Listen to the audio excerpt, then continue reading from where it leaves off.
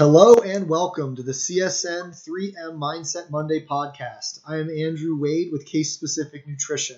On this channel, we focus on the 3 M's, mindsets, myth busting, and mentoring, all as they pertain to health and nutrition. This podcast is brought to you by the OptiLife Academy, Case Specific Nutrition's very own online do-it-yourself wellness course that allows you to work on optimizing your health and habits from anywhere with internet connection. Be sure to check out the free trial at OptiLifeAcademy.com or by clicking the link in the show notes. You can use code Andrew at checkout for 10% off. Today is a very special podcast. I have one of the Case Specific Nutrition family team members with me. I have Michelle Lagree, and today we're going to be introducing you to Michelle and talking through some skill sets as it pertains to health from her as a dietitian. Hi, Michelle. Hi, Andrew. How are you? You're doing well. Thanks for joining me today. I appreciate it. Of course. Happy to be here. Yes. So for those of you who don't know, Michelle is the newest full-time dietitian at Case Specific. She's been working with us on contract work for about a year now. Michelle and I have known each other for 3 or 4 years now professionally, and I finally conned her into taking the jump and coming on Case Specific full time. She's actually the lead dietitian of our new developing Robinson office. We have an office in Robinson. It's actually located within Inner Strength Physiotherapy with Ryan Wade. No relation, not my brother, but a good colleague of ours. And like I said, Michelle's the head dietitian there. And then she's also been seeing some patients at our Shady Side office and our South Hills office. That was at least up until COVID-19 came, where we all went virtual. So now we're not seeing people from offices, we're seeing them virtually. But that is part of the reason I wanted to bring Michelle on today, is because Michelle's full-time job before she worked with Case Specific was actually as a virtual coach. And so I wanted to give Michelle a chance to chat a little bit about what she did, and how she worked, and then more importantly, giving us some goodies about some of the ways we can be motivating and bettering ourselves during a time where virtual is the way. So Michelle, why don't you tell everyone a little bit about your background? Yeah, of course. Hi, everyone. My name is Michelle. So a little background. I have now been a dietitian for about almost 10 years. And so I did my studies back at Ohio University and got my bachelor's there. And why I even got into nutrition was I was very active in high school, and that was what really sparked my interest to see the change in my body as I was eating better on how good my performance was getting. So that really then was why I became a dietitian. And after going to Ohio University, I started my internship back here in Pittsburgh at Adagio Health. Yep. Woo, Adagio. Adagio fam. And then from there, my first job was with a healthcare company that I did telehealth coaching for the last about 8.5 years or so before I joined the Case Specific team. So that really allowed me to dive into more about, the relationship that you can have with someone over the phone telephonically, which now with the COVID going on, it's a great opportunity to utilize those skills to have the virtual Skype or telephonic meetings together. No, thank you for that. That's wonderful. And that's, I think, one of the things that, I'm personally learning is, over the years, I've been mostly in person. I've had my telephonic people, I've had Skype or, virtual people, I've had phone calls, but most of the people I've seen have always been in person. And, a lot of times I'll see someone in person initially, and then I will follow up with them, and they might be on the phone or something like that, especially if they're not out of pocket in that case. But right now, we have the setup where insurances are allowing virtual because of COVID-19, and we're also now doing a lot of initial consults virtually. And one of the things we've worked on as a team, we've done some team dynamics, and Michelle has been really helpful to us in helping us set it up so that the virtual initial consultation feels similar to an in-person. And so that's one of the things we're working really hard on here, is trying to make sure that we're engaging people in the same way, even though we are virtual, which again, we can still have the same conversations. And luckily with the video, we can still kind of, see verbal and nonverbal cues and can tell when people are nervous about certain things. So a big thank you to you, Michelle, for being a part of the team and really helping us out during this transition. Yeah, of course. Of course. And what I wanted to make sure we did today is, as always, right? This podcast is meant to give some people some cool insights or observations, or tangible goals that they can be working on for themselves. And as we did with the other week when Lane and I spoke in the podcast, we talked about some of the mindset and that kind of thing. But I know that you and I were kind of brainstorming a little bit and realized that it might be good to talk to people a little bit about some goals and sort of how to stay aware, especially in a time when we almost feel overwhelmed, right? But there's so many things going on in our lives. How do we still keep our health a priority? So I wanted to pick your brain and give you a chance to share some good insights and wisdom for the listeners about how they can, keep health as a positive priority during a time where they feel distracted, to say the least. Right, of course. Yeah, so this is definitely a time of uncertainty and can be throwing a lot of you off of your normal routines at home, and having to kind of switch both your mindset and your just daily living activities, and your workouts, your eating patterns are all going to be changed. So definitely a great opportunity to work with one of us, a dietitian, to kind of help to make those holistic changes, and to be able to set up, goals for mental health, spiritual health, eating habits, and activity, to make sure that we're all coming out of this on top and in a positive way, instead of kind of letting that snowball by being stuck at home. Exactly. That's well said.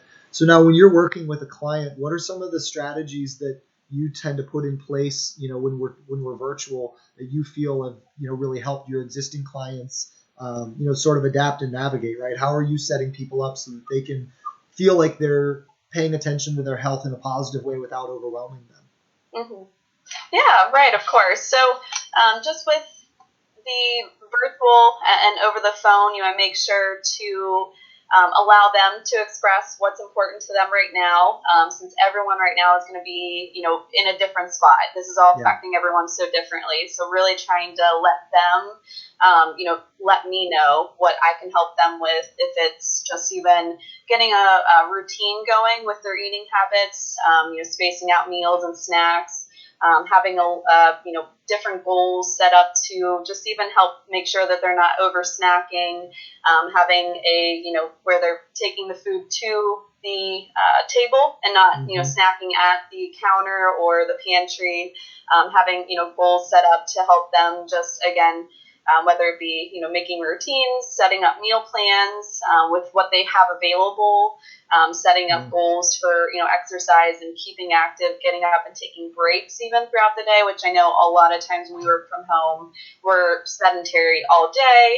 Then we even maybe work extra, at being at home, and don't even realize that we're sitting more than we're actually active throughout the day. So another important component to again make this holistic is getting up, taking mental, taking breaks to eat, be active, and making sure that we're still focusing on good balanced meals and good balanced snacks throughout the day. Awesome. Yeah, no, that's so well said. And as always, it's as that's what we do, right? Is we try and meet people where they are and help them see a perspective where things can be positive. And I know I've been doing a lot of this, a lot of what you said too, a lot of brainstorming people's schedules. Kind of saying, okay, what is our current reality? And in the course of a day, to feel like the day was a positive and a productive one, what are some of the things that we want to install or implement, and sort of allowing those things to exist. And so, no, I think that's perfectly said. And you mentioned something that I really liked, which is, this isn't just time where we need to, focus on quote unquote diet, right? This is a time where we're trying to focus on the big picture of health. We're in our houses. Are we moving in a way that, that's positive for us? Because a lot of people are very active and it's a positive outlet for them. And if that's changed, that's going to change how they feel. It might change how they sleep. It might change their appetite. I know I've had a bunch of clients that are that have replaced what would be typically if a person focuses for like 45 minutes to an hour, and then we need like a mental distraction. And I've had a lot of clients that find themselves, when they go to take what would be a break to talk to a coworker, or to go grab something out of their car, or to grab a coffee or whatever, they're going to the fridge and eating a snack. And it's not that a snack is a bad thing, but it goes back to that is if that becomes our only mental distraction, now all of a sudden you could be snacking 8 times a day and not realize it. And so it is, in a lot of ways, it's helping people identify this new reality, this new work environment, this new home environment. How are we navigating it so that we end the day feeling really good? Now, in terms of, from a professional perspective, you and I both know we get caught up in, the righting reflex, which is there's, oh, let's help them with their sleep. Let's help them with their stress. Let's help them with their, their water intake. Let's help them with their food. Let's work on snacks. Let's work on meals. Let's work on, and it's way too much, right? I mean, at the end of the day, this is not the time to be overwhelming people. So what have you been doing in terms of like, how many goals are you typically helping people set? How focused are you, with the clients on identifying, a couple key things, for example, and then how often are you sort of following up to tweak those, adjust those, and then potentially build on them? Yeah, of course. So I definitely think this right now is a great time to focus on a couple, key goals that, as we know, are reflective and help us grow and are not too restrictive with, again, this meeting where we are at right now with this time and this change with our new schedules, new routines. So I typically only set, a couple goals. Maybe one of staying active if we're talking about, activity in addition to, their diet through, let's say if we're working on reducing that snacking, having a small specific goal of every time that you want to have a snack, you're taking that snack that's pre-portioned, let's say, that you prep for the week out of the fridge and going and sitting at the table so that you're continually having, a specific space for your meals that helps to slow down the snacking and help to really be mindful about our meals and our intake. So I'm really just trying to focus on a couple and making them SMART goals. So SMART's how you break down a goal to make sure that it's specific, measurable, action-oriented, realistic right now, and time-bound. So all really good things for how we can focus in on a goal at home that works for right now, what's going on, and our own lifestyles, and how that's going to change and be tweaked whenever we're back living our normal, regular lives. I love that. Yeah, it's funny because I think a lot of people put pressure on themselves, like they need to be doing all of these things, and sometimes having two goals that are, that increase awareness and make you intentional, that's more than enough to feel better. And it's, the point of a goal is that it nudges us, right? Like it's not that it has to completely change who we are, but you did a good job in, your examples of identifying that, say somebody's snacking really frequently or they're grazing, right? We don't have to say no more snacking, or you're not allowed to do this, or you're cutting this out of your diet. No, why don't we instead recognize the point of the snack, which is hopefully to give yourself some mental and physical energy, right? And set yourself up to enjoy snacks that do that. But then maybe you look at how often we are snacking, right? How often are we using snacks as a distraction versus taking a walk? And that's where your step count or, whatever the activity awareness goal can be. And so I like that, you mentioned that in a way that we're not talking about restriction and utilizing willpower. We're instead trying to set up intentions that lead people to, it's almost like it symbolizes what we're trying to do. Oh, if I'm snacking intentionally, I feel a lot better. I don't feel as bloated. I'm not full at my meals. I'm ready to eat my meals. My meals are the things that drive my satiety, and my snacks are my pick-me-up. And so again, it's this less rigid but more intentional way of helping people stay in tune with what they're doing. Right. Right, no, that's exactly. Wonderful. So, obviously, I think that's a great thing. I think to everyone out there listening, it's the idea of, hey, let's not overwhelm. Let's pick a couple things that we can do well, and then let's do them well, right? Like I know I told you, we were talking on the phone a little while ago, and I told you about a client of mine that, their goal was to work on their binge eating, right? Which was like they have a tendency to overeat at night out of boredom in sort of a binge style way. And I said, well, obviously, avoiding binging, quote unquote, that's a very rigid thing, but it also is, it's ignoring the actual issue, right? Which a binge is a result of something. It's not, so we need to be asking the more important question, which is, why are the binges happening? And it's like, well, I really haven't been planning my lunches and dinners. Okay. Well, that's a good goal then. Let's make sure that we have an intentional lunch and an intentional dinner that we're thinking about before it happens, right? So there's no spontaneous meals, so to speak. Right. We know, tomorrow night or tonight I'm going to be going out to eat, and I'm gonna make sure I have some awareness of what I'm choosing. And so we can reverse engineer a lot of really like overarching rigid things and turn them into just simple awarenesses. So thank you for that. I think that's a great one. I think everyone listening can really benefit from sort of simplifying their expectation list and paying attention to a couple key things that that low hanging fruit that can help. Do you have any other? Yeah. Do you have any other? Too thin while at home here. Yeah, exactly. Do you have any other what we'll call COVID-19 considerations? Any other little tips or tricks you found valuable for your clients? Yeah, I would say one big one is I myself being typically telehealth and working at home. I always try to block my day out and make time for not completely isolating ourselves, have check-ins with, even if we're not in person, as we just talked on the phone a little bit ago, have those touch base with coworkers, friends, family to, help us not fully isolate ourselves if we're at home, maybe without a family, Yeah. or just to get, kind of still have that in-person touch, to these work at home virtual days.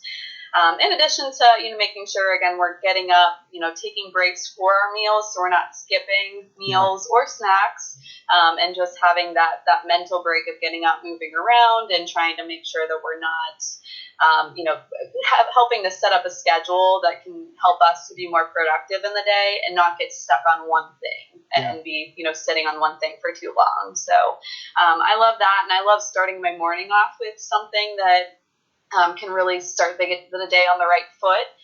So getting up and getting a walk with my dogs, and then having a cup of coffee, I think is my go-to right in the morning. That push me, even though it's not out the door, but push me, to my desk to be productive and start me off on the right foot. Absolutely. And here's, none of you can see us, but I think the big comment too, and this is one that I love that you mentioned earlier, is getting dressed for work. Right. And it's obviously we're not both sitting here. I'm not wearing a suit and you're not wearing like, some, ridiculously formal dress of some kind. But we are definitely both dressed for work, right? Like the things that I would normally wear, whether it's a pair of jeans or a pair of like Lululemon workout, commuter pants or whatever it is, I still put those on. And it's because there's something about, getting out of your sleep clothes and getting into your work clothes, and then getting out of your work clothes and getting into your workout clothes that really do allow for some chapters and some breaks in our day. Exactly, right. And I always make sure to have that intro discussion before I talk with someone that, these virtual telehealth that have the video, there's no pressure to, if you want to be in your sweatpants, have your kids behind, we're okay with that, and we can adapt, and we want to just make sure that it's comfortable for you to help you in the best way to make sure we can still create these changes while we're at home for you. I love it. Well, thanks again, Michelle, for coming on. I really do appreciate it, and appreciate all the insights that you're able to give everybody during these times to try and sort of simplify what they're doing and what they're focusing on, and allow health to be a positive thing, not something that's an obligation or ruling their mind. And we'll definitely have you back on here in the coming weeks, and the next one we'll do in person. How's that sound? Sounds good. Thank you for having me. Yep. Well, thanks again, everybody, for listening. Please subscribe to our channel as always. Don't forget to share today's podcast on your favorite social media and tag a friend or loved one. And don't forget to do your part by hashtagging Spread the Health. For more case-specific content, you can follow us on our social media at Case Specific Nutrition, or you can check out our website. And don't forget, we are available for virtual consults. You can actually schedule online on our website per location, or you can reach out to our administrator on the website for more information. We will be back next week with another Case-Specific Nutrition Mindset Monday. Until then, stay well, be well, and think positive.